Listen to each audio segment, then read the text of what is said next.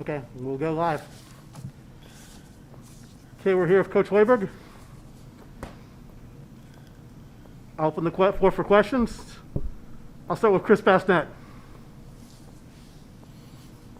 Fred, what did you, see from your bench tonight? What did you like from your bench tonight? It seemed like they're maybe as active as they've been, all year for you guys. Yeah, the bench was phenomenal, Chris. I was really pleased with how they came off and got us back into the game after a disappointing start, and had to call that timeout pretty quickly tonight, which I haven't had to do much this year. We've actually gotten off to good starts and played for the most part very well in first halves, and tonight that was the exception. But our bench came in there and got us right back into the game, subbed the starters back in, and it kind of went sideways again for us, and then we got the bench back in and they got us right back in the game and kept us within striking distance, a one possession game at halftime. So I just felt they deserved to start in the second half. I was going to play the guys that I felt gave us the best chance to be competitive and win the game, and that's exactly what they did. They came out and kept that same great movement that they had in the first half, and had us up 3 with 13 minutes left, and I think down 3 with just over 10 to go. And they played great basketball. They played together. That's the thing that I liked about that group on both ends of the floor. They were covering for each other. Our double teams, our rotations were a lot more crisp with that group, and that's why they got the minutes. And you can just look at the plus minus of our team tonight, and it'll show you that was the group that deserved to be on the floor. Sam McEwen. There was a 4-point possession midway through the second half. Your starters, the guys that you normally start, were on the floor for most of that. How pivotal was that turning point? They had 2 baskets, 2 fouls, and 2 offensive rebounds.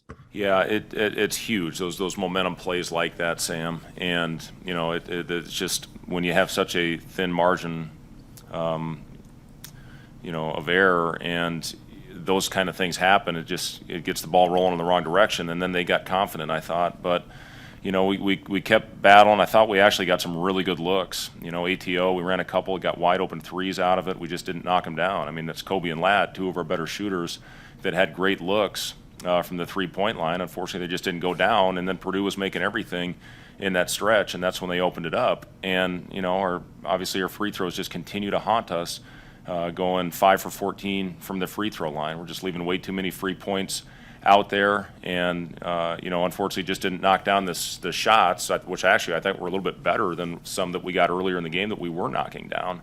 But we'll get back to work and keep fighting, keep battling. The good thing is we'll get our guys a good day of rest tomorrow, get them back in the gym. We're going to have some things obviously to work on to correct heading into the Penn State game. We have not had a true practice. I can't even remember the last time we had a good practice. So, hopefully Monday, heading into that Penn State game, and that's going to be the last one that we'll be able to have most likely for a while when you look at what the tentative schedule that's been put in front of us. So, we got to take advantage of that day. It's going to be an important one to clean some things up. Robin Washut. I guess on the bright side, you were able to contain Williams pretty well, 9 points, 3 rebounds. But conversely, Stefanovic went off there in the second half. Was that kind of a pick your poison situation where you just kind of hoped that they would continue to miss those 3-pointers, and then finally they got hot? Well, you look at the numbers and you play the percentages a lot of times, and he was coming off one of the better performances I've seen from anybody in the league with 28 points against Michigan State, and scored it in so many different ways. And I thought early, like I said, especially when the bench group got in there, they made some really good rotations on our double teams. And as the half went on, I thought what got Stefanovic going was the free throws. When he got the 2 free throws, that's generally what can get a shooter going when you're having struggles like he has been.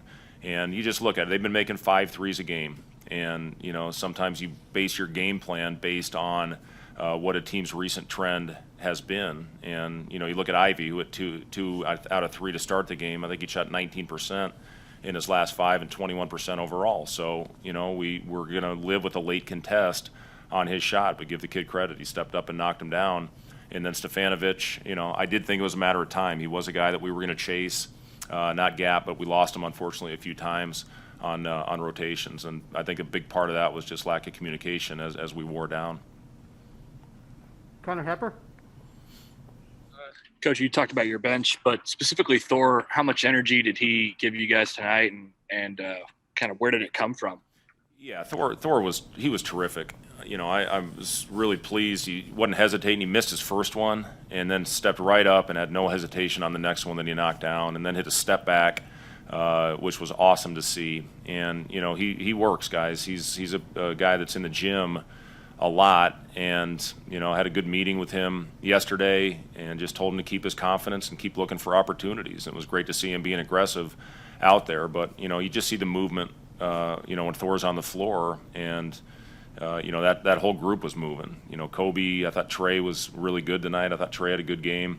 Ivan gave us great minutes out there. You know, and Shamil. So you know, that was the group that I felt deserved, especially starting that second half. And you know, again, I think they were +6 in the second half with you know, in the first 7 or 8 minutes of that of the half. So you know, just again, I still believe in those other guys, no doubt about it. They've given us good quality minutes over the course of the season. It's just another product of being there, being right there, and then unfortunately not being able to finish in those last 10 minutes. Hopefully, you know, we'll correct some things and be able to finish these games. But I didn't think it was a lack of effort. I didn't think it was because we didn't have good shots. I thought we got some great looks. Unfortunately, that just weren't going through the hoop.